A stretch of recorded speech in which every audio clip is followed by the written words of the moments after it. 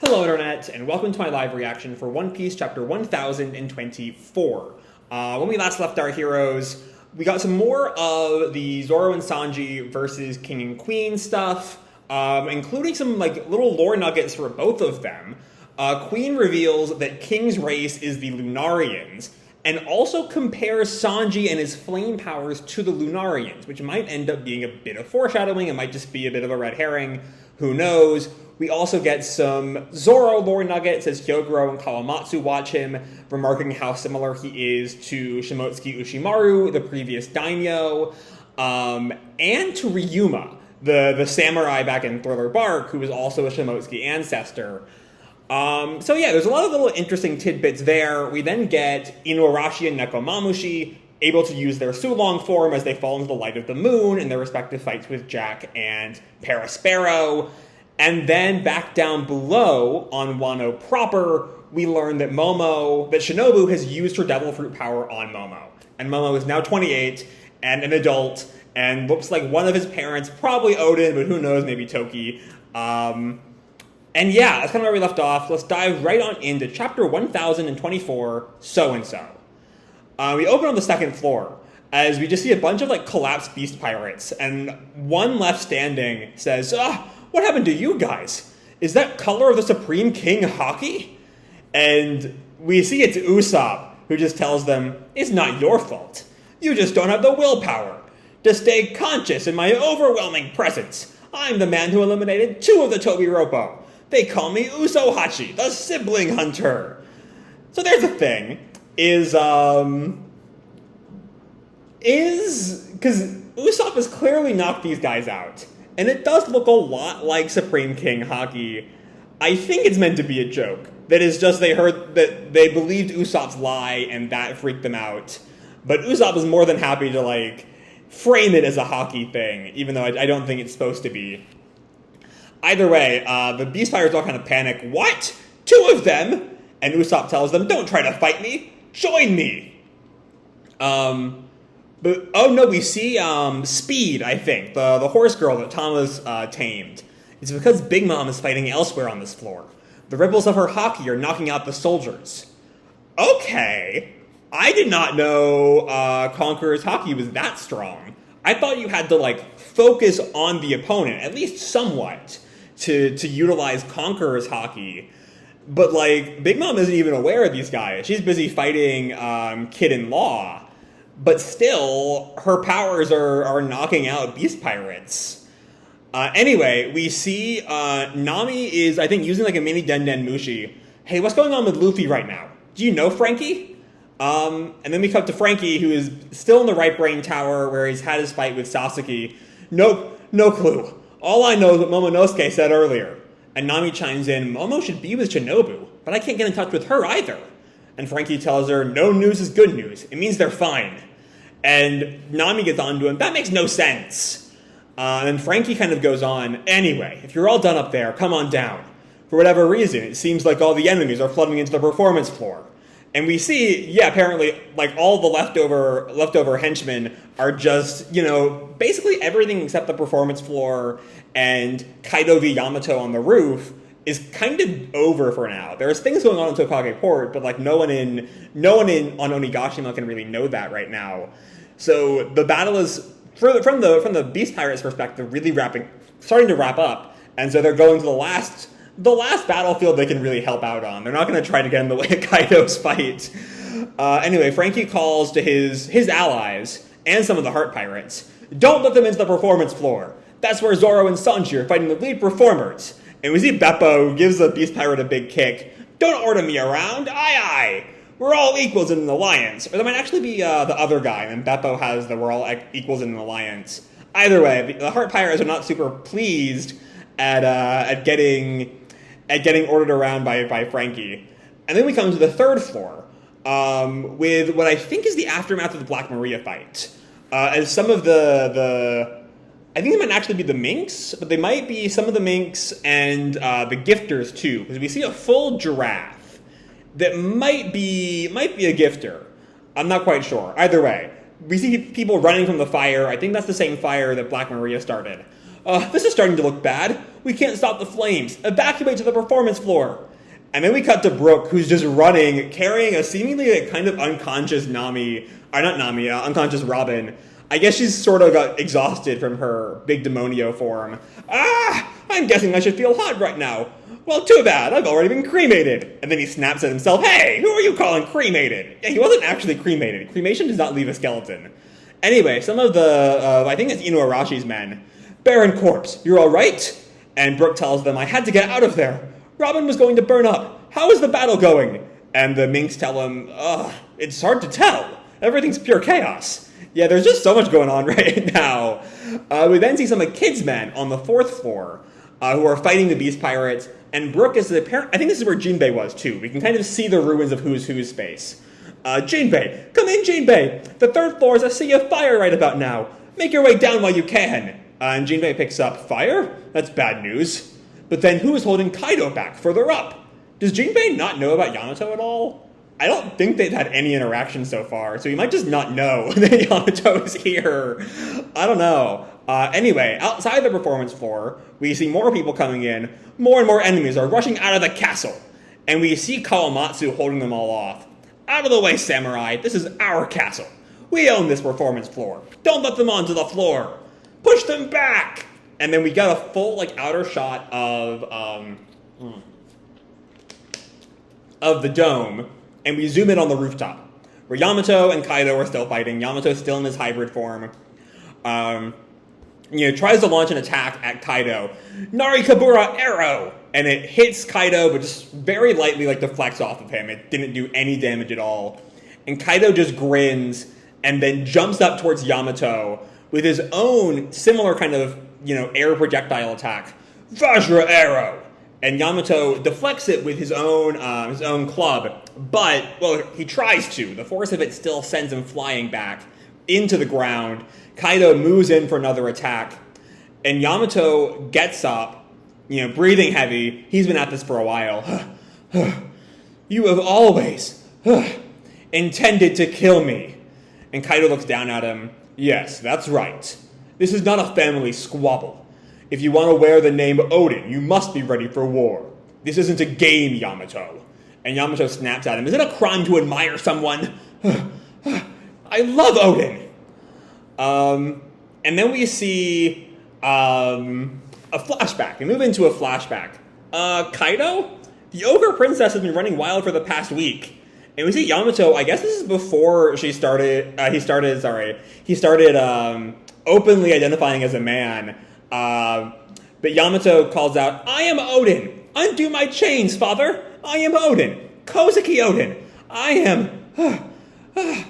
And we see there's just a bunch of defeated Beast Pirates members. Yamato is bound to this giant pole. I am... Oden! He's just exhausted. Somehow he beat up all these guys while chained to this pole. And Kaido looks at him, tell me, Yamato, did you do this? And Yamato tells him, I didn't. They just fell over. Oh, he's already using Conqueror's Haki at age 6. Okay. I'm so hungry. I think I'm gonna starve. Give me some food. And Kaido looks at him, Supreme King Haki, eh? A good sign. But Yamato, if you want to call yourself Oden, then die. And Yamato calls, ah! But Kaido does not actually kill him. He just walks out. Stay in the cave until you see sense. I'll give you a month. And I think this is a random subordinate calls out, what? A month? The poor kid really will die. Plus, we've got vicious samurai locked up in there.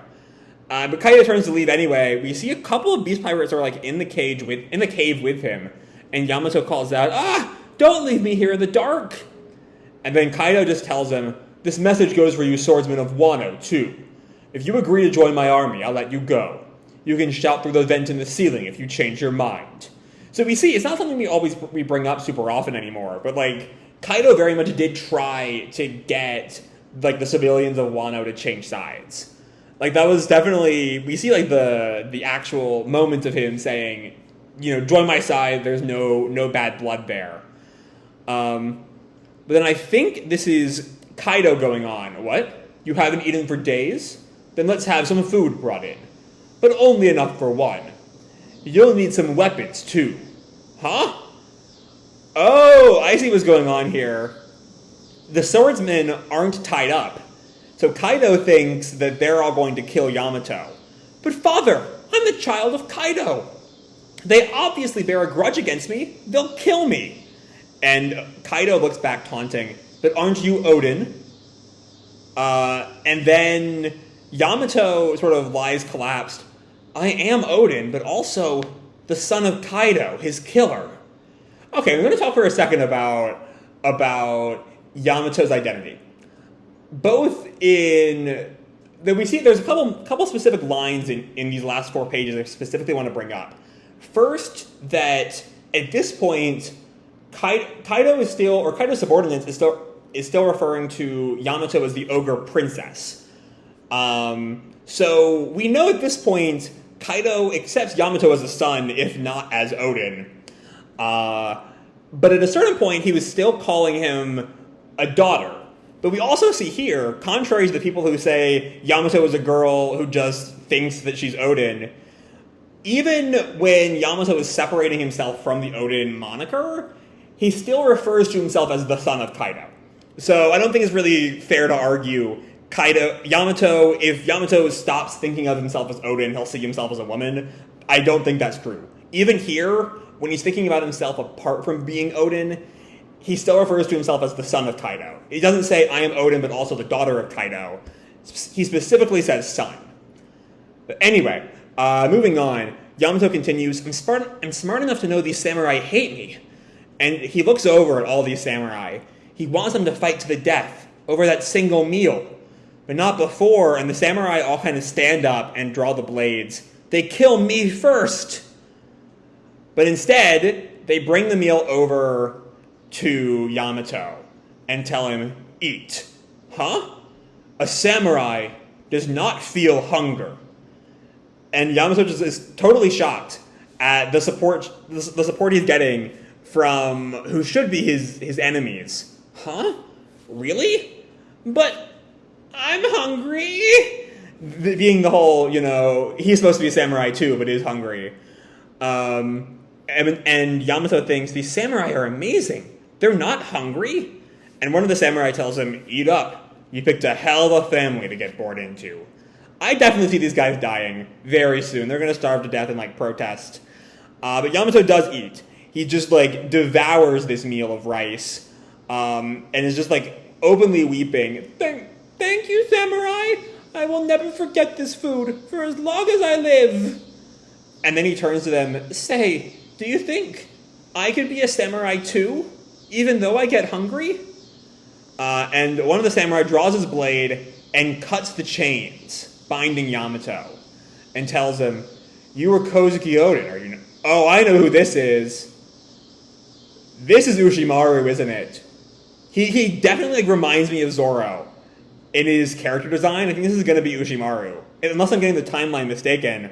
When did Ushimaru die? I'm not entirely sure on that.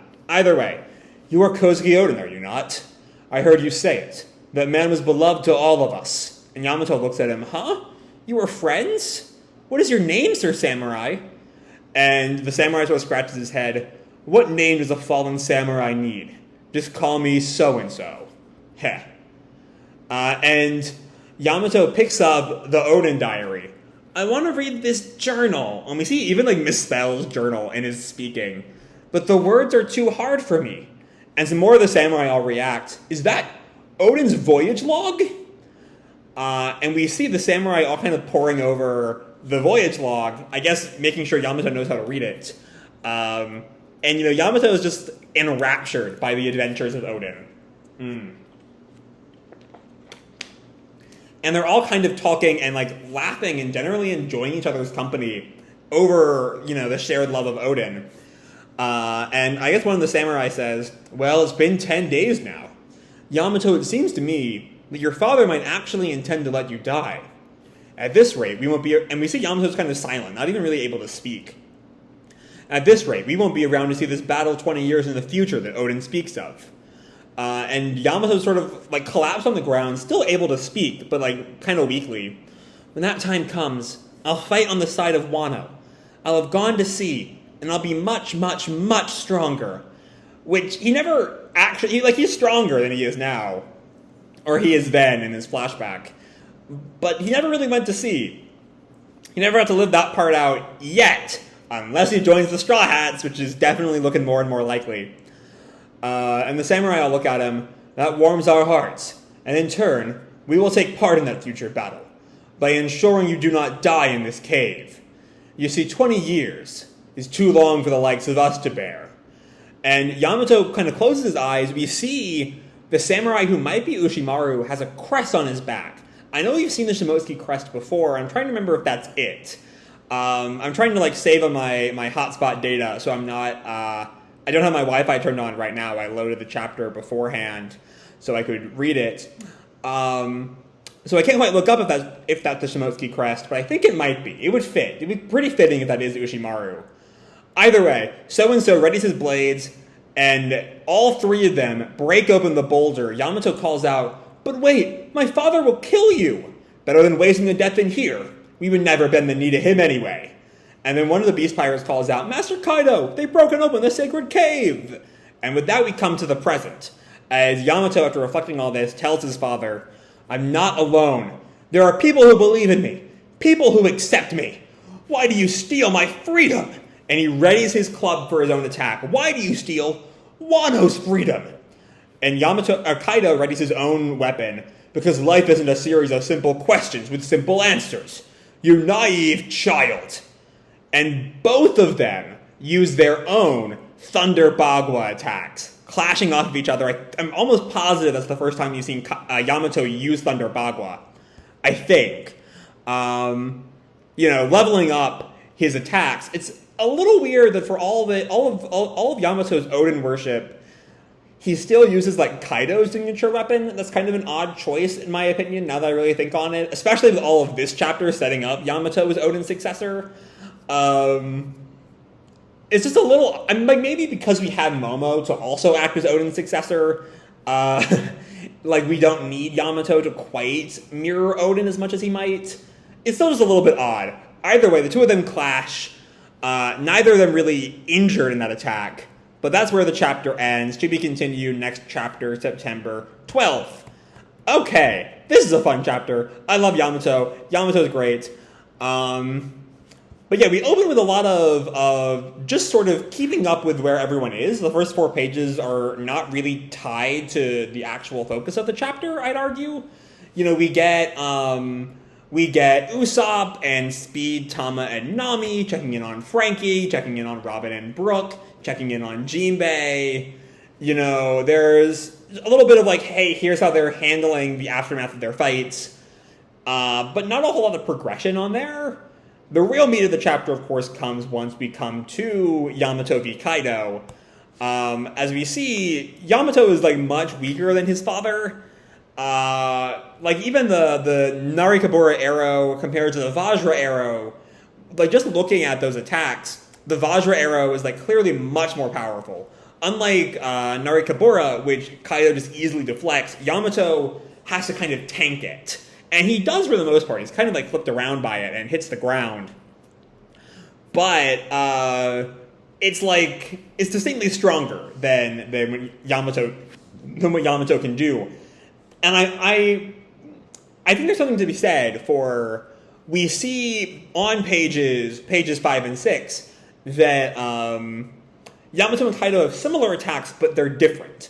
Narikabura arrow and Vajra arrow are the same kind of attack, but they are vastly different in strength, right? Which I think is important when we get to the end of the chapter, and they're both using Thunder Bagua. Right? It's why for a second I almost thought that it was just Kaido dealing a definitive blow on Yamato, until I saw those bottom 2 panels and they were both still kind of standing. And I think it's both of them using the same attack, because at this point, the assurance of, reflecting on the assurance of those samurai has given Yamato kind of the strength he needs to return to living as, or reassert, I'm trying to find the right way to phrase this, to assert their ownership of the Oden name, I think. I've lost my train of thought there for a sec, sorry. But yeah, the point is that the memory of this gives Yamato strength in a very kind of battle shonen-y kind of way, and allows him to stand toe-to-toe with Kaido. And that's kind of the important thing. Now, admittedly, it's very unlikely Yamato will win this fight, as this fight is almost certain to be, a hard-fought defeat that Luffy can then come in and finish the fight, because it's Kaido v. Luffy is the fight that's been kind of been building up for a decade now. But yeah, then in the middle we have this nice little Yamato flashback, which I've kind of avoided talking about during this retrospective, so I'll talk about it now. We see even from the beginning, Yamato was using Conqueror's Haki at like age 6 or something, which good for him. Holy shit, that's pretty fucking impressive. But we also get this sort of the warmth, the faith that people have in Oden and in Yamato. I kind of wish that more of the samurai knew about Yamato like these guys did. I also kind of wish that Yamato got to be the shogun. It's clearly going to be Momonosuke. That's how the whole arc is being set up. Even just so that Yamato can join the Straw Hats at the end of the arc, which I think is a very real possibility. But, sorry, lost my train of thought again. That's weird. It still is nice to see the sort of faith that people have in him. You can very easily imagine a world without Momonosuke where Yamato is this kind of twist on the idea of Oden, of the Kozuki clan gaining their rightful place in Wano back. Because, Yamato, as the sort of spiritual successor of Oden, restores that power. Even as a descendant of Kaido, the fact that he has chosen to be Oden rather than the son of Kaido is what really matters. But Momonosuke comes in and muddies all those themes a good bit, I think. Either way, good stuff here. It's just all in all a really fun chapter. Yamato's great, and now he's standing toe-to-toe with Kaido, and I really can't wait to see how all this shapes up next week. So I'm going to leave this video off here. Hope you all enjoyed the chapter and the video itself. If you did, feel free to drop me a like or subscribe, do whatever makes you happy, And remember, your life is your own, okay? Bye!